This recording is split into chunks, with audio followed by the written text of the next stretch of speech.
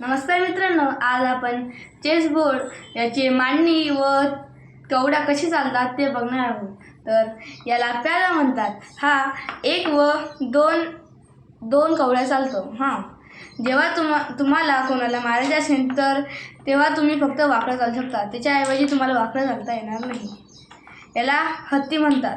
जर हा प्यादा इथे नसेल तरच हत्ती बाहेर निघू शकतो. जर हा प्यादा इथे असला तर आपण हत्तीला काढू शकत नाही. आणि हत्ती हे बाहेरचे सगळ्या याच्यावर चालतो, बाहेरच्या सगळ्या बॉक्सवर चालतो. याला घोडा म्हणतात. हा अडीच कदम चालतो. 1 2 अडीच.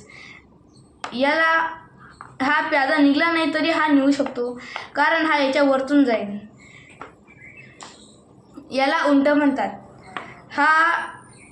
याला काढायसाठी आपल्याला याची ह्या साईडचे व ह्या साईडचे प्यादे काढावे लागेल, कारण हा यांच्या वरतून जाऊ शकत नाही.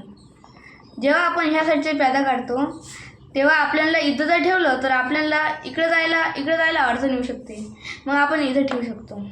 तर आता याला राजा म्हणते. हा सगळीकडे चालेल, पण एक घरच चालेल. जसे की इथे जर त्याच्यासमोर काही नसलं तर चालेल, जर त्या समोर काही असलं तर तो एकही घर चालणार नाही. याला राणी म्हणते. हे कुठेही चालू शकते, जसे की पुढे, जसे की मागे, साईडला, इकडे, या साईडला, असे बॉक्समध्ये. हे सगळ्या प्रकारे चालू शकते आपल्या चेसबोर्डमध्ये. थँक्यू.